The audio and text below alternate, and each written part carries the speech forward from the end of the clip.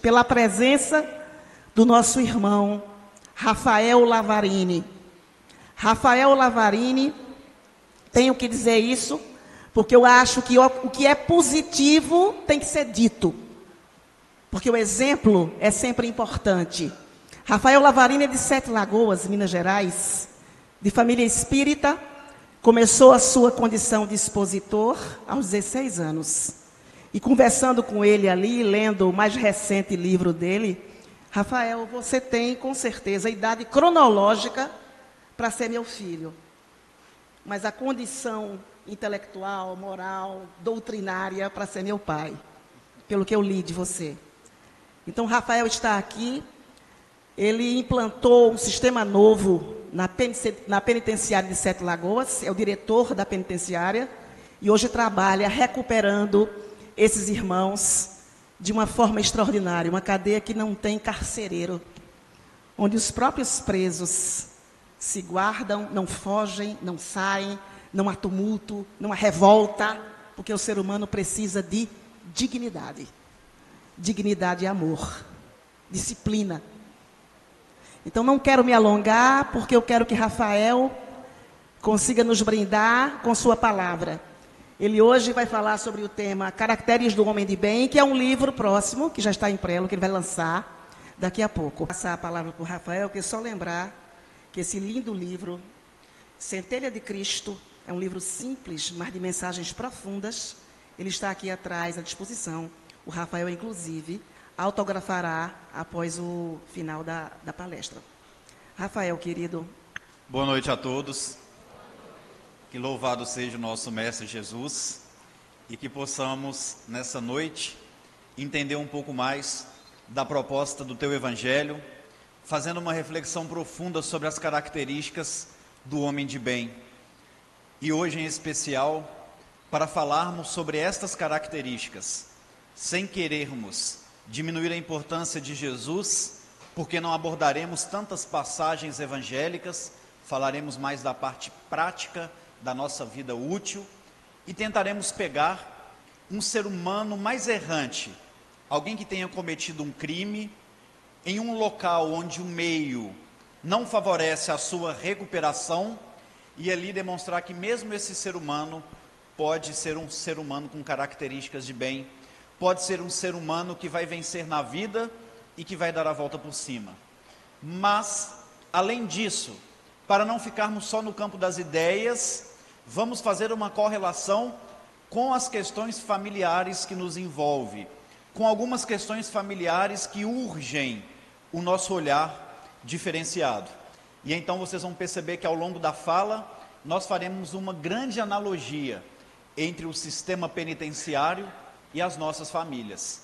E muitas vezes, quando adentramos a casa espírita, falando do Evangelho em especial, saímos emocionados, com o coração recarregado de energia. Tenho certeza que sairemos assim hoje, mas tenho certeza também que todos nós vamos sair um pouquinho incomodados, porque se a gente não estiver incomodado, a gente não muda. Então a proposta hoje é realmente todo mundo sair daqui um pouquinho preocupado, tá bom? Então vamos iniciar as nossas reflexões nesse tema, que no início assusta, que no início a gente tem dificuldade, mas vocês vão perceber que tem um grande aprendizado por trás disso. Porque quando a gente fala em sistema penitenciário, a gente sempre pensa o pior, pelo contexto que uma cadeia tem. Talvez a maioria de vocês não tenham conhecido ainda, não tenha adentrado, feito uma visita numa cadeia pública. Mas a gente já assistiu muita reportagem, a gente já viu muita coisa na televisão que nos impressiona. Imaginem só, será que o coração de uma mãe, o coração de um pai, gostaria de ter um filho preso? Muitos pais, muitos tios, avós, irmãos, filhos, prefeririam ter o ente amado desencarnado do que passar por o que um preso passa. De tão grave é a situação. E nós estamos vivendo num país, e não estou aqui levantando bandeira política, porque hoje também, até dentro dos templos religiosos, se você tem uma certa posição política, que pode ser contrária à opinião do seu irmão, você já cria uma inimizade, E aí Pedro, no livro Paulo e Estevão, vem nos falar que a melhor posição da vida é o equilíbrio. Então a gente pode ter sim, a gente deve ter uma postura diante da política, mas uma postura equilibrada, uma postura cristã. E a gente vive num país onde a maioria esmagadora se diz cristã, mas que a maioria esmagadora fala que bandido bom é bandido morto. Bandido bom é bandido morto. Mas talvez muitos falam isso até ter um filho preso, até ter um filho na dependência química, até muitas vezes cometer um erro. Quem de nós está isento de um dia cometer um erro? Quando foram apedrejar a pecadora naquela praça em Jerusalém, Jesus apenas pronunciou palavras que marcaram para sempre a história da humanidade. E num gesto aparentemente simbólico, que Jesus colocava o seu indicador na pedra. Muitos acham que é no chão, mas o chão daquela praça era construído de pedra, a mesma pedra que Moisés escreve os 10 mandamentos, mostrando de uma forma simbólica que ali ele traria uma nova lei, colocando o seu dedo, apontando uma nova lei. E Humberto de Campos, no livro Boa Nova, vem nos falar que a partir do momento que Jesus pronuncia aquela frase que ficou famosa e que precisa ecoar em nossos corações, todas as leis da terra, de todas as sociedades, foram, ainda que de forma inconsciente, pensadas a partir daquele relato de Jesus: atire a primeira pedra aquele que estiver sem pecado.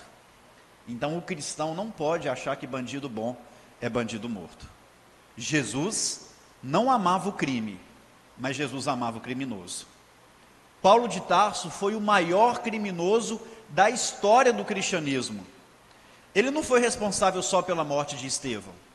Ele foi responsável pela morte de dezenas e dezenas de cristãos, ao ponto dos soldados de César entrarem nos lares dos cristãos, não apenas fazendo os homens padecerem o castigo, serem presos, mortos na frente dos filhos, mas abusavam também sexualmente das mulheres.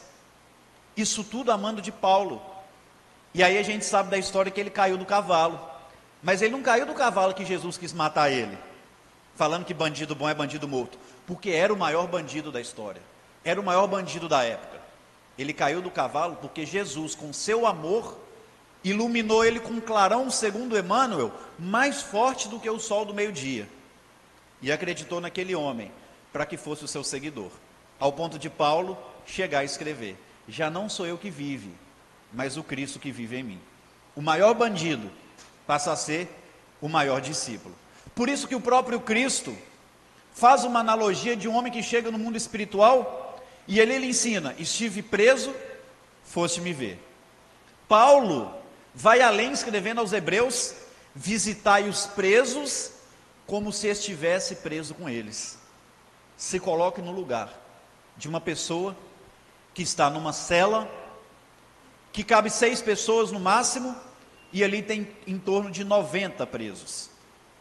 Se coloque no lugar de uma pessoa que não consegue tomar um banho, porque não tem água.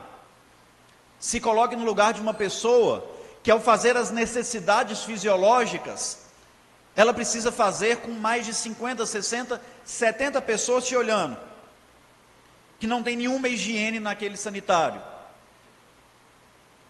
Se coloque no lugar de uma pessoa que não consegue dormir pela falta de espaço, pelo medo de receber alguma represária dentro da cela, porque existem as brigas de facção.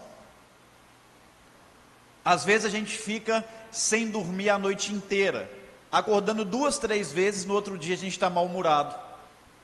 O jovem não consegue desenvolver o cognitivo pela falta de sono. Muitas vezes a gente fica extremamente nervoso porque não passamos uma noite boa. Imagine um preso que não tem um colchão, que não tem espaço e que tem medo de dormir para não acontecer uma coisa pior. Será que a gente já valorizou o alimento de hoje?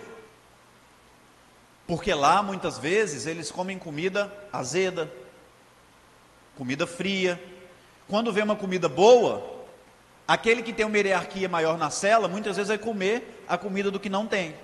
E ele precisa aceitar, para não acontecer coisa pior. Sofrem violência, são espancados. sofrem abusos sexuais, dependendo do artigo que ele for preso, principalmente. Os irmãos que cometem crime da ordem sexual sofrem muito dentro de uma penitenciária, muito. E André Luiz vem falar que 70% dos dramas que se desenrolam no mundo espiritual é por causa de problemas sentimentais, afetivos, sexuais. E a gente julga quem comete esses crimes. Chico, falei isso na quinta-feira, visitava as cadeias e Emmanuel sempre dizia para ele: Chico, a diferença dos presos, dos que estão encarcerados e de nós, é que o crime deles foi descoberto e o nosso ainda não. Todos somos criminosos aos olhos de Deus. Todos somos criminosos aos olhos de Deus. E nessa parte das dificuldades afetivas, sentimentais, sexuais, não é só quem comete um estupro. Quantas vezes pelo pensamento não deixamos de ser fiéis ao nosso companheiro, à nossa companheira? Um dia um amigo perguntou para o próprio Chico Xavier se ele não achava justo que fosse ensinado nas escolas as questões de sexualidade. E Chico falou que era justo e necessário, mas Chico fez uma pergunta: quem serão os professores? Quem serão os professores? Então a gente tem que começar a ter um outro olhar, porque estar preso é muito triste. Receber a visita de um ente amado é praticamente impossível. E quando isso acontece, é de uma forma muito constrangedora. Por isso que muito espírita fala: ah, Rafael, mas eu faço tanta caridade, mas esse negócio de ir na cadeia não dá para mim. Ser outra vida eu vou fazer isso, porque é muito, tem um constrangimento e tal. Eu não estou tirando mérito de um trabalho ou de outro e falar que um é mais ou menos importante também do que o outro.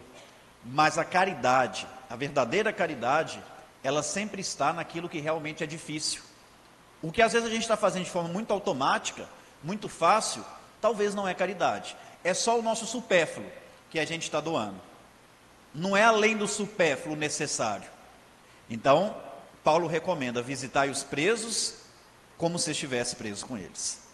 Olha que estatística interessante. A gente falou de um contexto físico. Vamos falar agora de uma estatística.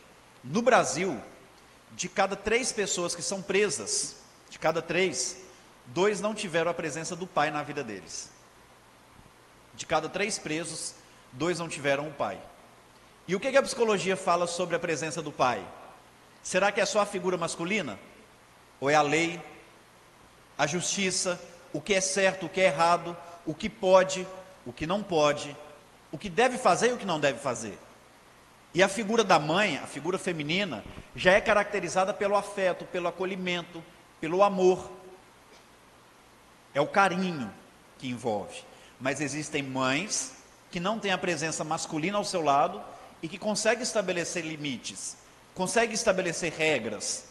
Mas, na maioria dos casos, os nossos irmãos que são presos, além de não terem a presença do pai, as mães às vezes excedem no sim, excedem nessa tratativa de serem permissivas. E aí acontece que eles vêm cometer crimes. No Brasil, 89% das pessoas que chegam numa penitenciária, 89%, reincidem no crime. E quando reincidem, saem da cadeia e voltam a cometer crime, normalmente cometeram um crime mais grave do que aquele que levou eles presos a primeira vez.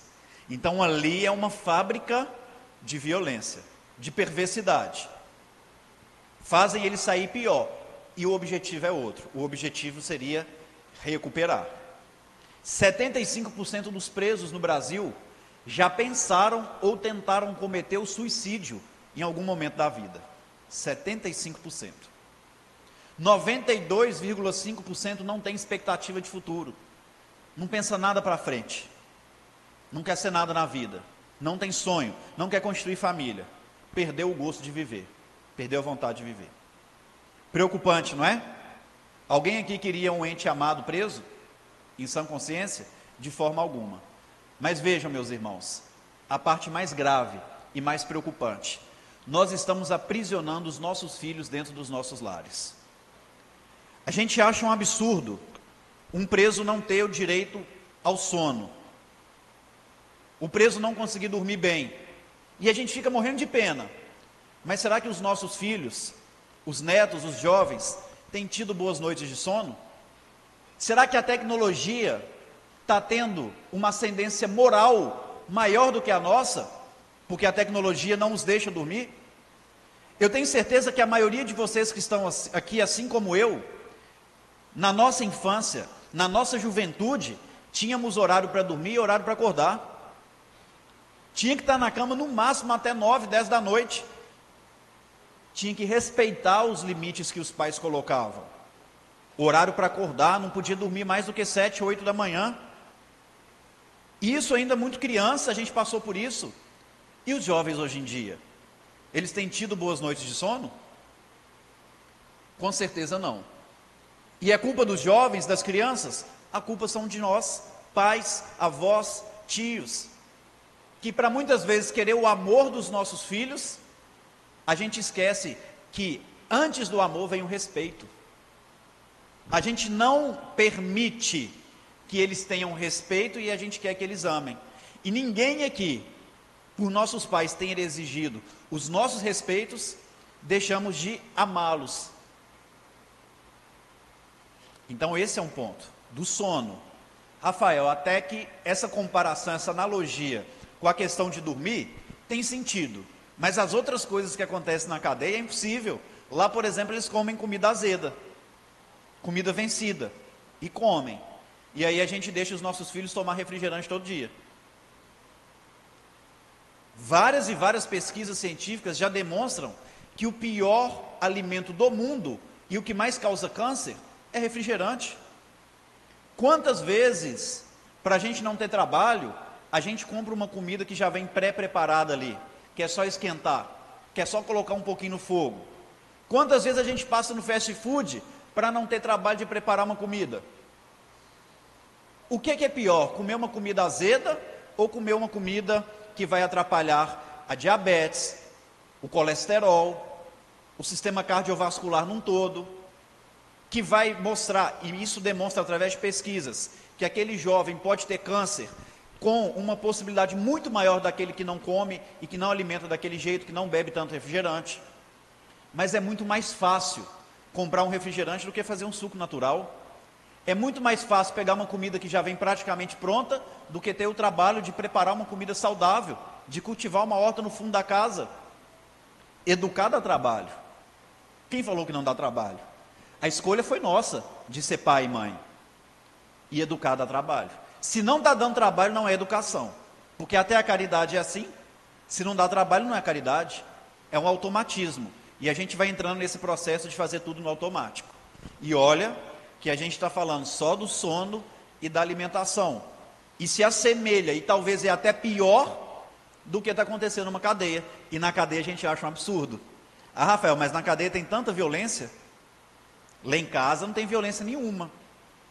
Talvez não tenha violência hoje, mas a gente permite, por exemplo, os jovens e as crianças jogarem o Free Fire. Já ouviram falar? É o jogo mais baixado entre as crianças e jovens. Provavelmente, se seu filho fica muito na frente do celular, ele está jogando isso.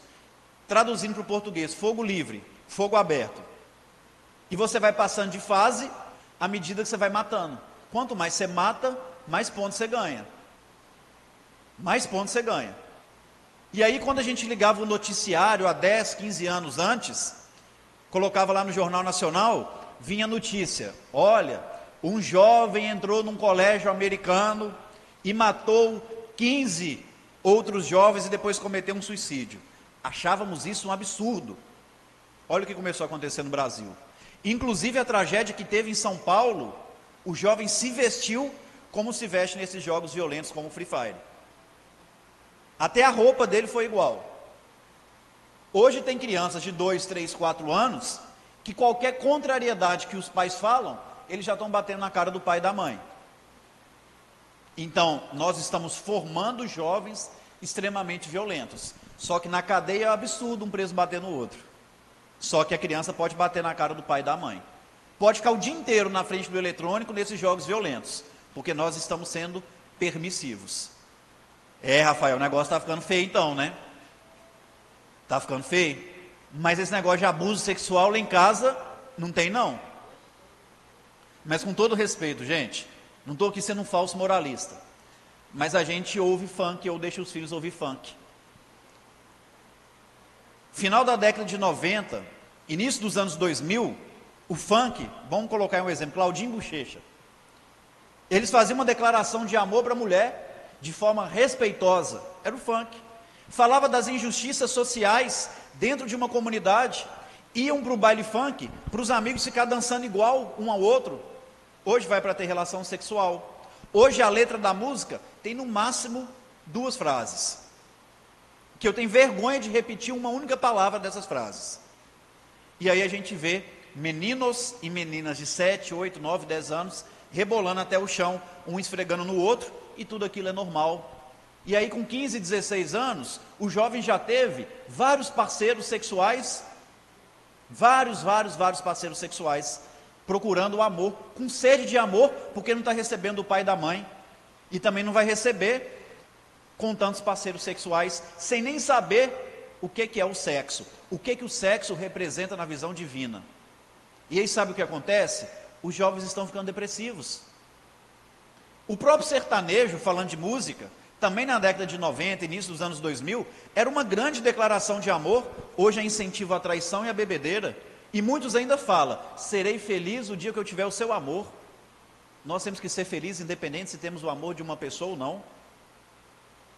E aí os jovens vão ficando frustrados. Porque todo esse processo cultural, que faz com que a mesma coisa que acontece dentro de uma penitenciária, aconteça dentro dos nossos lares, vai deixando cada vez mais aquele vazio no coração desses jovens. E aí, comparando estatísticas, a OMS, Organização Mundial da Saúde, nos demonstra que em 2018, 700 mil pessoas morreram no mundo através das guerras. Só que no mesmo ano de 2018, 1 milhão de pessoas morreu. Sabe por quê? Pelo suicídio. Entre adultos, é a 8ª causa de morte. 8ª causa de morte, suicídio. Entre os jovens é a 2ª, e já é considerado uma epidemia. Os jovens estão se matando, os jovens estão com muitos transtornos psiquiátricos, os jovens estão perdendo a vontade de viver. E a culpa não é só deles, é principalmente de nós, que somos pais, tios, avós, educadores, que estamos cada vez mais terceirizando as responsabilidades de educar, porque educar dá trabalho. Educar dá trabalho.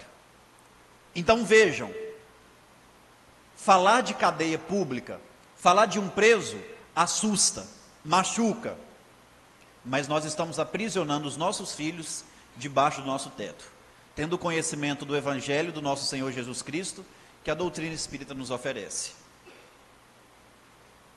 Conhecereis a verdade, e a verdade vos libertará. E eu diria mais, conhecereis a verdade, e a verdade vos incomodará. E a gente precisa ficar incomodado com isso, senão a gente não vai mudar. O grande desafio do cristão, na atualidade, não é distribuir 200 cestas básicas, embora a gente também precise lembrar dos nossos irmãos que não têm, mas o principal objetivo, a principal missão de todos nós, é ser cristão dentro do lar, é trabalhar pela família, é esforçar para fazer tudo que a gente pode pelos nossos filhos, pelos nossos pais. E aí, vendo todo esse cenário, muitas vezes a gente vai criando também uma onda de pessimismo, né? Não, mas as coisas são difíceis. Primeiro, preso nenhum vai recuperar. E segundo, essa juventude está perdida. Só que agora na segunda parte, gente, nós vamos falar de um lado positivo e mostrar que tudo pode mudar. Depende da gente. Um preso no Brasil, para viver dessa forma que eu citei, cada estado tem um preço. Em Minas Gerais, ele custa R$4.000 por mês, cada preso. Para comer comida azeda, não ter o que comer, não tem nenhum banheiro. R$4.000 para estar longe da família. Um absurdo. E se eu contasse para vocês que existe uma penitenciária que gasta menos de R$1.000 por mês com preso, algumas dessas unidades já chegou a gastar R$300 por mês, e que na média só 12% reincidem no crime, e que lá em Sete Lagoas tem uma que 6% só reincide no crime, 6%. Ah, mas ali deve ser os presos bonzinhos, né? Aqueles que roubou pouca coisa. Eu tinha essa visão, e eu sempre fui muito desorganizado com minhas coisas, e durante o curso de psicologia aconteceu um fato interessante. Eu muito desorganizado, eu perdi as datas de fazer inscrição no estágio, Chegava na sala, era dia de prova, eu não estava nem lembrando disso, né? Por desorganização minha. E aí eu cheguei um dia na faculdade, o pessoal falou assim, mineiramente falando, uai, Rafael, você esqueceu de fazer a inscrição sua do estágio? Eu falei, uai, tinha inscrição? Que estágio? Estava começando o curso, né? Não, vai lá no centro de estágio, corre lá. E eu corri. E quando a gente fica por último, só sobra o que ninguém quer. E aí o que tinha sobrado para me estagiar? Na cadeia. Tinha 8 anos isso. Só que é uma cadeia modelo chamada APAC. E aí eu fiquei cismado, porque era cadeia. Eu falei, mas não tem outro jeito, tem que fazer o estágio, vamos lá, né? Eu fui com medo no dia da revisão, no dia da orientação, da parte técnica, teórica. Imagina o dia que eu fui para a cadeia. Fui no banheiro várias vezes antes de ir para lá, né? Deu dor de barriga, passei mal, cheguei suando frio, e eu comecei a ficar muito cismado. E antes de ir, eu passei na faculdade para pegar as últimas orientações com a coordenadora do curso. Eu estava indo para uma cadeia. E aí eu falei com ela assim, ô Ana Cláudia, mas diz que lá é só os presos bonzinhos, né? Só os que deram, não dão muito trabalho, o crime foi... Ela falou, isso mesmo, meu filho, vai tranquilo. Só que quando eu estava indo embora, ela falou assim, olha, só quando você for atendê-los lá na salinha do psicólogo, não fecha a porta não. Eu falei, Ana, mas o pessoal é tranquilo, por que eu não posso fechar a porta? Não, é uma medida só, porque você está numa penitenciária. Não fecha a porta. Eu falei, tá bom. E aí, a gente entrar numa penitenciária a primeira vez, a gente fica um pouco assustado, a gente fica apreensivo. E aí, quando eu chego lá, eu já sabia que não tinha agente penitenciário, não tinha polícia, não tinha arma. E quem ia me receber na porta e me colocar lá dentro, seriam os próprios presos. Então eu já fui cismado. E eles vão abrindo, você chega no regime semiaberto, chega no fechado, e nisso você já passou por 5, 6, 7 celas. E aí você cai no fechado, não tem para onde correr mais. Tem mais ou menos 80 presos ao seu redor. E eles trabalham. Então eles estavam com várias ferramentas na mão. Inclusive, quando eu perguntei o que estava na portaria, quem que era fulano de tal que eu ia atender, era um homem de 1,90 m muito forte, um jovem, que estava com uma chave de fenda desse tamanho na mão, arrumando uma lâmpada. Aí você já pensa sempre no pior, né?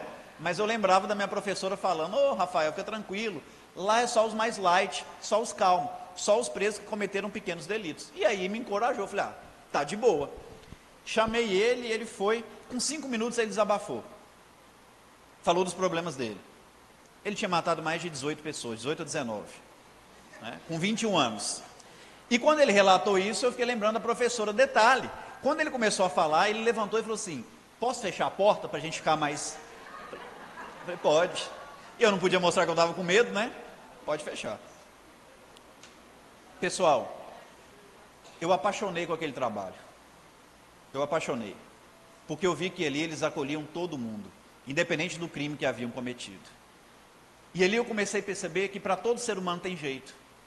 A APAC, que significa Associação de Amparo e Assistência ao Condenado, foi fundada em 1977, na cidade de São José dos Campos, no estado de São Paulo, pelo senhor Mário Ottoboni, ao lado de Franz de Castro, 2 apóstolos da causa penitenciária.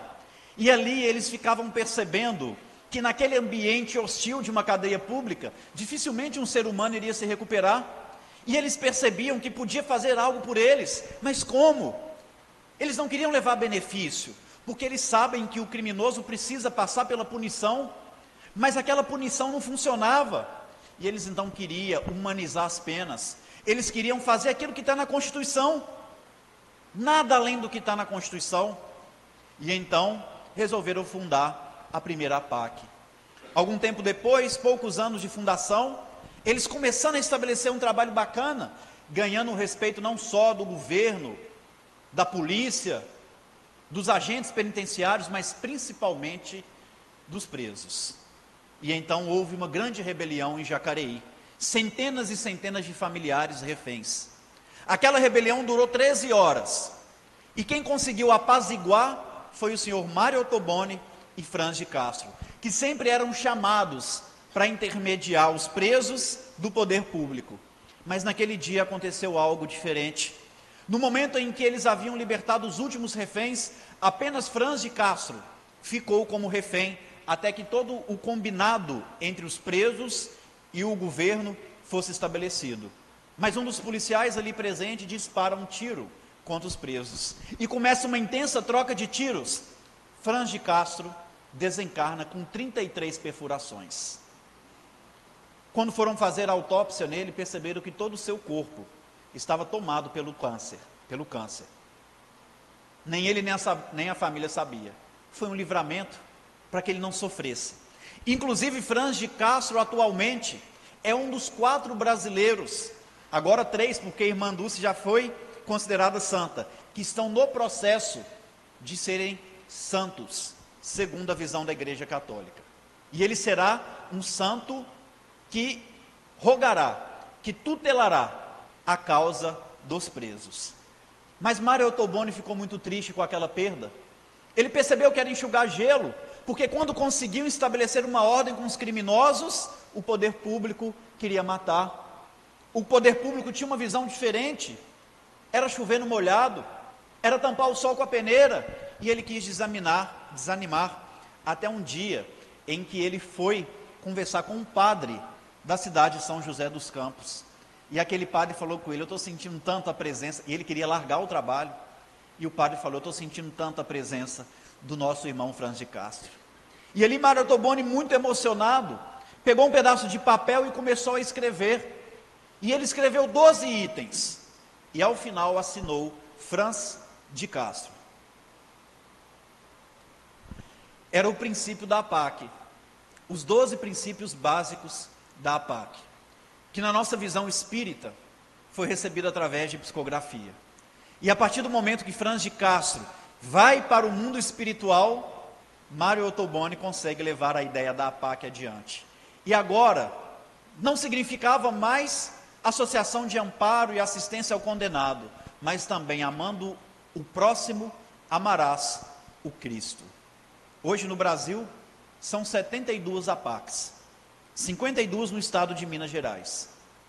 Essa instituição que faz com que o preso se recupere, que faz com que aquele homem desacreditado volte a ter dignidade. Essa instituição que faz com que mesmo aquele que tem errado muito, possa conhecer as suas características da perfeição, as suas características de homem de bem, conforme narra-nos Allan Kardec no Evangelho segundo o Espiritismo. Aquela instituição que para os que chegam, nos falam: nossa, a APAC é uma mãe na minha vida. E eu costumo dizer que a APAC na vida deles não é a mãe, mas é o pai, porque a APAC demonstra a eles algo que eles nunca tiveram: disciplina, respeito, limites, regras. Os familiares e os voluntários fazem o papel da mãe, que é o afeto, o acolhimento. Quando um preso chega à APAC, não é conhecido mais como preso, mas como recuperando. Todos nós somos recuperandos. Todos nós estamos no processo de recuperação das nossas almas, cativas no erro há séculos. E ali, eles já veem uma frase na entrada da penitenciária: aqui fora ficará o criminoso, lá dentro entrará o homem. Chegam algemados, de cabeça baixa, e nós costumamos tirar as algemas, levantar o rosto deles e falar: a partir de hoje você vai olhar para frente, vai olhar para o alto, a partir de hoje você vai acreditar. E ali eles já são tratados de uma maneira que nunca foram tratados. Todo ser humano é recuperável, todo ser humano pode dar a volta por cima. Resgatamos até o nome, porque no mundo do crime, por muitos anos, são conhecidos pelo apelido, e ali a gente retorna à essência deles, chamando pelo nome. E é algo que nós tínhamos também na nossa infância. Respeitávamos tanto os nossos pais, que quando chamavam a gente pelo nome, até a espinha ficava gelada. Ainda mais quem tem nome composto: Mário Jorge. O pai e a mãe deviam chamar: ô Marinho, vem cá, ô Jorge. Mário Jorge, vem aqui. Alguma coisa tinha de errado. Chamar pelo nome é chamar a pessoa à sua essência. Jesus usava isso. Ananias, aparecendo para ele em espírito: eis-me aqui, Senhor. Saulo, Saulo, por que me persegues? Que queres que eu faça, Senhor? Então Jesus tinha essa psicologia de chamar a pessoa pelo nome para balançar ela. E ali a gente começa de forma simples, chamando pelo nome. Horário para acordar. Eles precisam estar de pé 6 da manhã. Muitos não tiveram isso na família. Muitos filhos nossos não têm horário para acordar hoje em dia. O grande papel do cristão é resgatar valores. E quando eu falo restaurar e resgatar esses valores, não é trazer de volta a vara de marmelo, não. É fazer isso buscando o ponto de equilíbrio. Lá às 6 da manhã tem que estar de pé. 6h15 vai passar o chefe do corredor, olhando todas as celas, se a cama está arrumada. Já levanta e arruma a própria cama. Hoje também os jovens não arrumam a própria cama. Não é culpa deles, é porque os pais não obrigam. É porque os pais não ensinam. Se tiver desarrumada, falta leve. Se tiver mal arrumada, falta leve. E ali a gente tem um quadro de punição, o quadro de disciplina. 3 faltas leves significa uma média. Uma falta média reúne a diretoria e a gente decide se ele vai voltar para o sistema convencional. Uma falta grave já volta direto. Sabe o que é uma falta média? 3 leves e também quando, por exemplo, alguém está conversando e um grita com o outro, falta leve. Palavrão, falta média, aliás, falta pesada. É a bolinha vermelha. Um palavrão já é uma bolinha vermelha, ele já volta para a cadeia. Disciplina, porque a disciplina antecede o amor. Arrumam a própria cama, 6h15 tem que estar arrumada, 6h30 eles precisam ter feito a higiene pessoal, eles mesmos lavam também os seus banheiros, tem a escala, tem o dia, lavam a cela, lavam a cozinha, preparam o alimento, tem a turma da cozinha, 6h30 precisam estar no refeitório, mas não é para comer não, é para fazer um louvor de agradecimento a Deus, agradecendo por aquele dia que está começando e agradecendo pelo alimento que eles vão ter. Antigamente também a gente orava agradecendo a comida.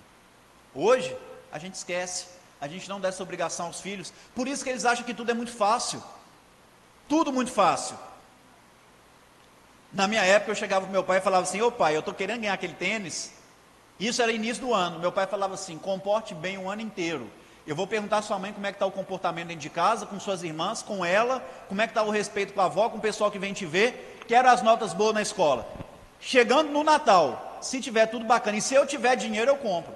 E às vezes a gente ia o ano inteiro assim, ó, certinho, sem desviar. E aí chegava empolgado para ganhar o tênis no Natal, e o pai muitas vezes chegava e falava assim: ô filho, parabéns pela postura, papai está orgulhoso de você, passou de ano, nota boa, respeitou todo mundo, mas papai está sem dinheiro, não vai dar para comprar o tênis não. A gente ficava frustrado, ouvia não. Os jovens estão precisando de ter frustração de ouvir não, porque as coisas estão muito fáceis. É agradecer cada pão, agradecer cada prato de comida. E ali na PAC eles têm isso. Fazem um louvor, e até emocionante, vê lá 100 presos louvando para tomar um cafezinho, e pelo dia que está começando, são obrigados a ter uma religião. Toda terça-feira nós temos uma missa. Nossos irmãos católicos, quarta-feira os nossos irmãos evangélicos, que precisamos reverenciá-los. Esses dias eu fui fazer uma visita costumeira na cadeia pública, sistema convencional, estou esperando porque tem um procedimento para entrar, e aí um carcereiro fala com o outro: lá vem o povo da Universal, isso é uma sexta-feira, e o outro fala assim: não é possível, até sexta, e o outro fala assim: não, eles vêm feriado, vem domingo, vem dia que está chovendo, dia que está calor, aí o outro fala assim: nunca vi gostar de falar para Deus, sou bandido igual esse povo da Universal. E ali eu fui reflexivo, né? Nós espíritas deveríamos estar também nas cadeias todos os dias, falando de Jesus para essa turma. Então, os evangélicos são lá dia de quarta-feira, e a gente adora falar mal das outras religiões, não é? Quinta-feira tem o culto espírita também. São obrigados a ter uma religião. E às vezes a gente vê pai e mãe dando livre-arbítrio para criança de 5 anos. Ah, eu deixo ele, eu deixo. Vovó falava: comeu do meu pirão, tem que provar da minha religião. Ai da gente se não participasse do culto. Eu lembro até hoje, com 16 anos, fui num show na minha cidade, todo mundo usando lança-perfume, maconha. Quando chegou na minha vez, eu naquela onda ali, com os amigos, veio na minha mente, não os ensinos do culto, mas veio a postura do meu pai com o evangelho aberto, olhando para mim sério. Só ver essa imagem, eu corri. E graças a Deus não experimentei. Pela imagem do meu pai sério, fazendo o culto no lar com a gente. E eu queria jogar bola, ou então jogava videogame, mas era obrigado a estar ali. E aparentemente eu não estava nem aí para o que estava acontecendo. Olha o benefício que isso trouxe para mim. Meu sobrinho, com 1 ano e meio de idade, sempre a gente colocava ele ao lado, desde recém-nascido, para participar também do culto. E aí aconteceu um fato interessante. Quando eu vou fazer palestra, eu costumo sempre ouvir uma música clássica antes, é um costume que eu tenho. Um dia antes eu ouvi palestra, no dia seguinte eu fiz palestra, deixei o som do carro com aquela música clássica. No dia seguinte, ao ligar o carro, a música começou a tocar, e eu estava saindo com meu sobrinho de 1 ano e meio, e a música começou a tocar, eu comecei a andar, olhei no retrovisor para ver como ele estava, e aí, com 1 ano e meio de idade, a música clássica do carro é a mesma do culto que a gente escuta, é Enya, a gente adora ouvir Enya lá em casa, e aí quando eu olhei no retrovisor, meu sobrinho com 1 ano e meio estava assim. Então a gente vê que a própria música faz ele ter uma associação com 1 ano e meio, e perceber que era a hora de orar. E aí eu tinha um orgulho de falar que minha avó faz o culto no lar há 50 anos, sem nunca ter faltado, uma quinta-feira, 5h30 da tarde. Fui fazer uma palestra em São Gotardo, numa quinta-feira à noite.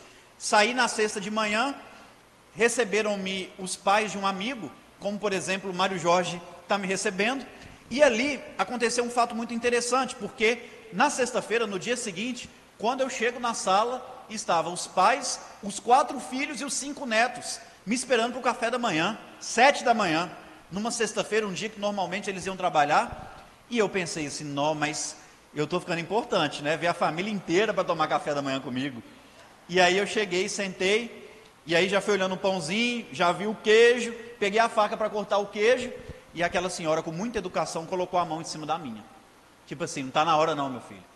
Falou assim, Rafael, se você não se importar, nós vamos fazer uma oração. E ela pediu nos filhos para fazer oração. E aí eu falei assim, que coisa engraçada, eles estão até rezando, só porque eu estou aqui, né? Fizeram a oração. Quando acabou a oração, eu falei assim, não vou pegar o queijo não, vou esperar agora. O outro pega o evangelho, começa a ler, o outro comenta, a criança lê uma mensagem e comenta. Nisso passou 1 hora, eu morrendo de fome. No final, aquela senhora falou o seguinte, Rafael, vocês nos perdoam, mas é que todos os dias, desde que a gente se casou, a gente faz o culto no lar, e até hoje os meninos antes de trabalhar passam aqui porque a gente obriga, todos os dias, e eu achava que minha avó fazia certo uma vez por semana, todos os dias fazem um culto no lar, e Jesus precisa estar nos nossos lares todo dia, lá na PAC, ele está presente todos os dias, tomam o café, e depois começam a trabalhar, são obrigados a trabalhar, todos têm uma profissão, nós temos lá uma fábrica de armação de óculos, nós temos artesanato, que favorece muito eles amolecer aquele coração endurecido, e eles fazem cada peça fantástica, cada peça maravilhosa. Nós temos lá uma empresa que vende tecidos, e lá na PAC é fabricado o catálogo daquela empresa, eles fazem crochê, eles costuram, bordam, a gente tem uma fábrica de bloco, a gente tem uns que trabalham na cozinha, a gente tem uma piscicultura, um tratamento lá, uma criação de peixe, que é referência no Brasil inteiro. A gente recebe canais de televisão, recebe pescadores do Brasil inteiro para conhecer, porque a gente recicla a água. E em cima daquela água a gente tem horta, plantas medicinais, morango. Tudo isso cuidado pelos nossos irmãos no processo de recuperação. São obrigados a estudar. Todos estudam, seja terminar o primário, secundário, fazem faculdade. Hoje o nosso chefe de segurança da PAC, contratado, é um ex-recuperando que está formado já em direito, é advogado, e ele comanda todo o processo de segurança da unidade, coordena junto com os presos. Então tudo isso é muito bonito de ver, mas tem alguma coisa acontecendo atrás disso, e a gente precisa resgatar nos mínimos detalhes os valores de antigamente. Normalmente em casa, dia de domingo a gente almoçava, lá era muito comum a gente comer o franguinho, né? Um frango dia de domingo, um franguinho com quiabo. Aqui é a galinha capoeira, né? Lá é o frango. E aí, eu ficava doido para não ir nenhuma visita lá em casa dia de domingo, porque o frango era meu prato preferido, e é até hoje. E quando ia visita, primeiro, a gente não podia nem sentar ao redor da mesa, tinha que dar o espaço para as visitas, não é? Normalmente a gente comia sentadinho assim no chão com um prato na mão. E quem servia primeiro eram as visitas, depois nossos pais, e a gente ficava por último, eu e minhas irmãs. Então eu torcia para não ir visita. E quando não ia, era uma cerimônia lá em casa, meu pai, minha mãe, minhas 2 irmãs e eu. Então, vejam bem, quem serviu o primeiro pedaço do frango? Meu pai. Segundo, minha mãe. Tinha um respeito. Depois minhas irmãs, que eram mulheres, são mulheres. E por último eu. E eu sempre gostei da coxa do frango, né? E eu sabia que meu pai também gostava da coxa do frango, e ele já era o primeiro a pegar. Só que eu comecei a perceber que minhas irmãs, uma gostava da sobrecoxa, a outra da asinha. E eu ficava olhando para minha mãe, que ela não podia pegar outra coxa do frango. Ela tinha que pegar qualquer outro pedaço. E minha mãe ia lá, pegava o peito do frango. E aí eu ficava tranquilo, e conseguia comer a coxa do frango. Mas percebe que tinha um respeito? A gente tinha que esperar a nossa vez para servir? Parece simples, mas isso faz a diferença. Ano passado, meu pai faleceu. E aí, pela primeira vez no almoço de domingo, as duas irmãs se casaram, ficou eu e minha mãe. E aí eu pensei assim, hoje eu vou ver que pedaço de frango que ela gosta, porque eu desconfio que não é o peito, não. Eu e minha mãe almoçando. E aí eu deixei ela servir primeiro, como a gente sempre fez. Ela pegou a coxa do frango. Né? Mãe é mãe. Mãe é mãe. E ali, eu falei assim, isso é coincidência. E aí eu comecei a reparar ela limpando o frango. Sabe o que ela faz? Hoje, ela separa o peito do frango, corta em filé e deixa reservado para em outro dia passar na frigideira. É o pedaço que ela menos gosta. Mamãe comeu o peito do frango que ela menos gosta por 30 anos, para deixar eu e minhas irmãs comer o que a gente gostava. Mãe é mãe. Ela demonstrou seu amor com esse gesto, por 30 anos. Mas ela não deixou de exigir o respeito, porque ela tinha que servir primeiro. O respeito antecede o amor.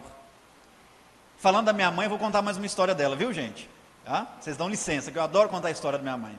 Esse dia estava reunida comigo, minhas irmãs em casa, e ela foi falar com minhas irmãs, porque uma das minhas irmãs deu uns tapas na bunda do meu sobrinho. E ela falou assim, olha meus filhos, eu sei que de vez em quando eu usava Havaiana, e mamãe usava Havaiana, tá, gente? E às vezes quando a gente corria era pior, que ela mandava Havaiana. E quando ela errava, ela falava assim, pega a Havaiana e traz aqui para mim. Tinha que entregar na mão dela, e ela batia mesmo. Mas não era sempre, mas de vez em quando a gente merecia, tinha umas palmadas, né? O ideal é educar através do ensino moral, diálogo, olhar. Mas de vez em quando uma palmadazinha não faz mal a ninguém, tá? E eu não estou aqui incentivando ninguém a bater, pelo amor de Deus. Então a gente sair daqui algemado daqui a pouco. E aí minha mãe falando exatamente isso com minhas irmãs. Porque a Dani deu uns tapas na bunda do meu sobrinho que estava aprontando. E aí minha mãe falou assim, ô minha filha, se eu tivesse a cabeça que eu tenho hoje, a maturidade que eu tenho hoje, eu nunca teria batido em vocês. Eu teria feito o processo educacional de uma forma diferente. E a gente sabe que as coisas no campo das ideias é muito fácil, né? No dia a dia que é complicado. E aí num desses almoços de domingo, eu e minha mãe, nós acabamos de almoçar, isso não tem muito tempo não, tem um mês. E aí aconteceu um fato interessante. Eu falei assim, mãe, eu vou dar uma cochilada, estou cansado e tal, vou descansar agora após o almoço. E ela, ô meu filho, eu vou ficar aqui arrumando a cozinha. Mãe é mãe, né? Ela só ia deitar quando a cozinha estivesse pronta. Fui cochilar, só que estava muito calor, e eu não dei conta. Fui para um quarto em frente, que é o quarto de estudo que tem lá em casa. E é engraçado que esse quarto tem uma janela que dá para um corredor. Esse corredor dá na cozinha onde minha mãe estava trabalhando. E eu estava ali escutando tudo que minha mãe estava fazendo, mexendo nas coisas e tal, estudando. E aí o interfone toca, minha irmã mais nova chega, inclusive está grávida, a Isabela. A Isabela chegou, benção mãe. E a gente tinha esse costume, né gente, pedir benção, pai e mãe.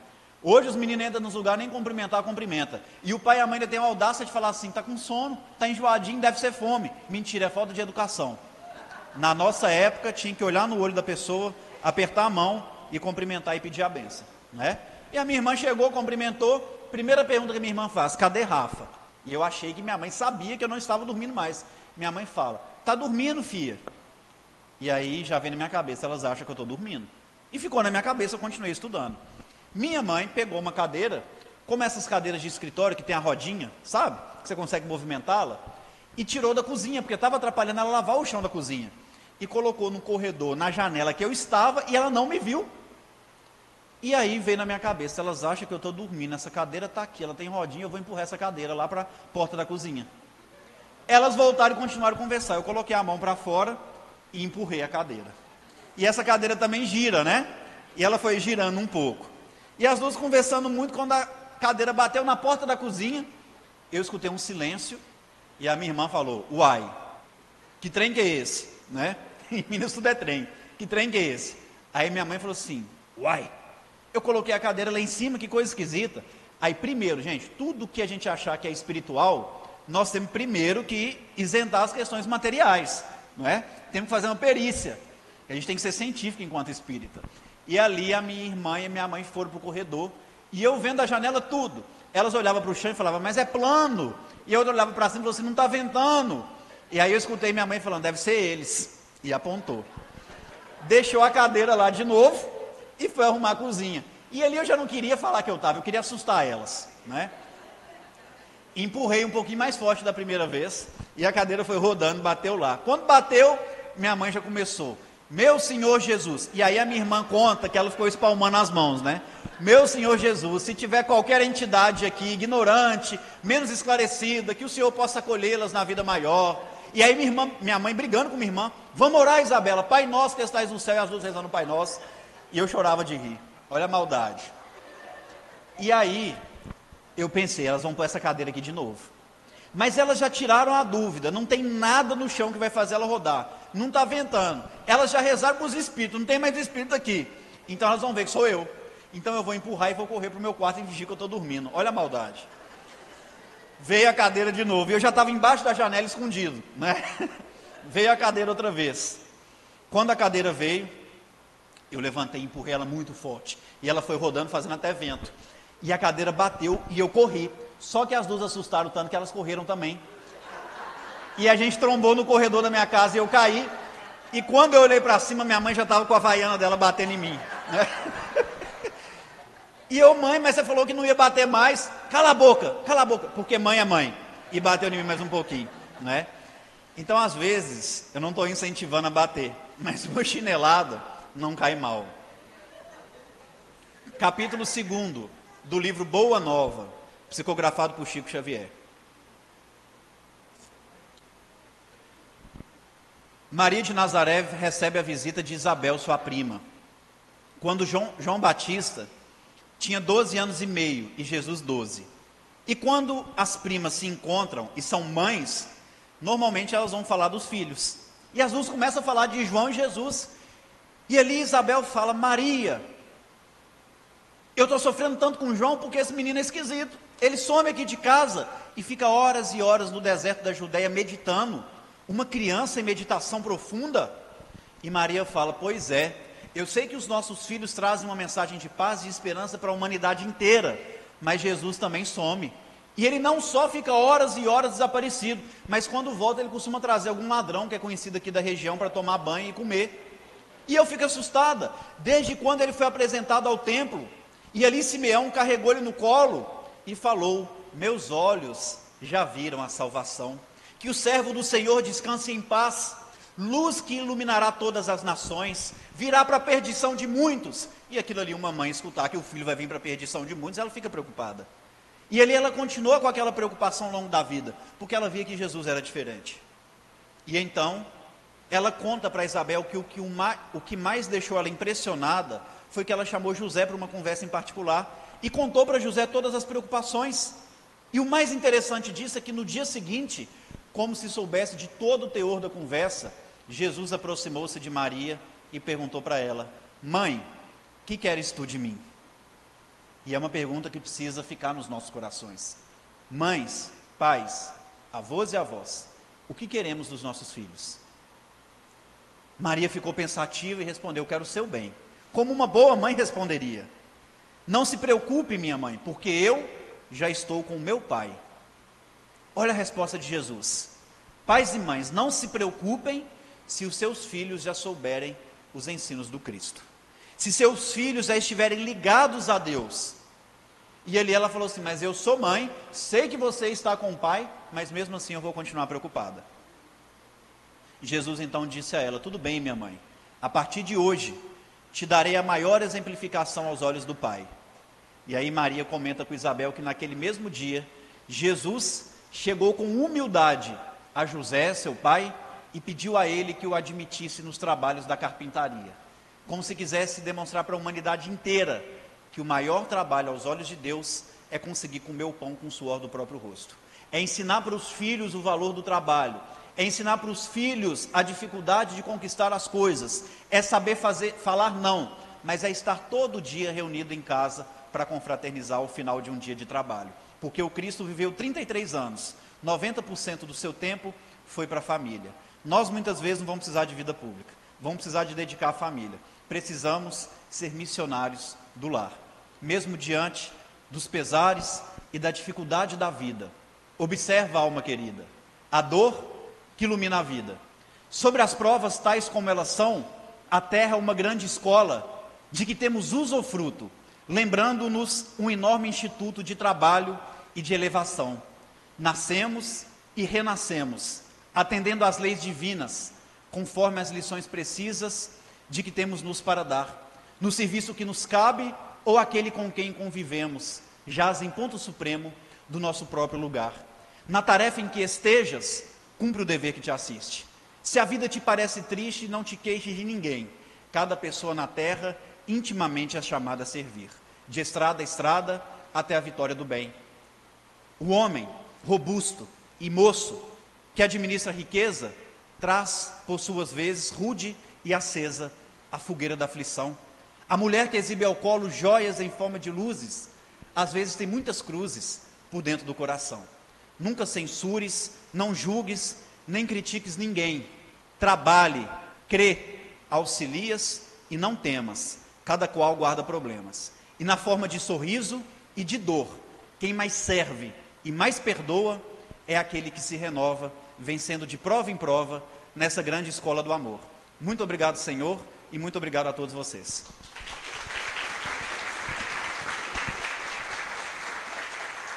Rafael, eu falo em nome de todos. Te agradeço por esse abençoado incômodo que você nos trouxe.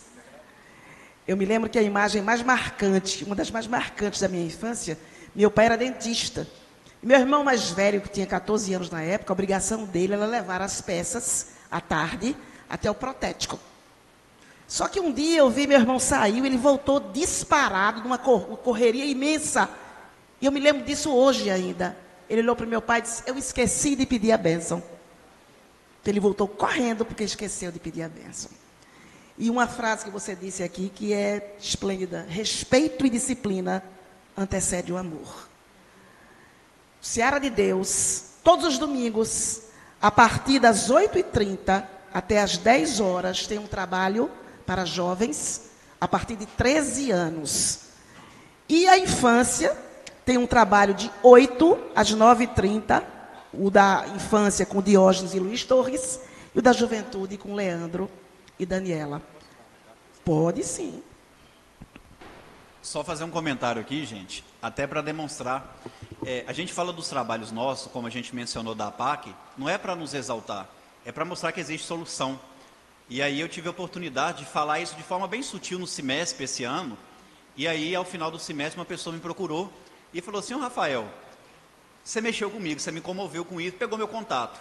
Passou algumas semanas, essa pessoa entrou em contato comigo, a gente começou a estreitar os laços. Resumindo, eu acredito, viu, Mário, que até o próximo semestre, pelo menos a parte documental de uma PAC aqui na região de Recife vai estar fundada. Então a gente está caminhando para ter uma aqui, tá?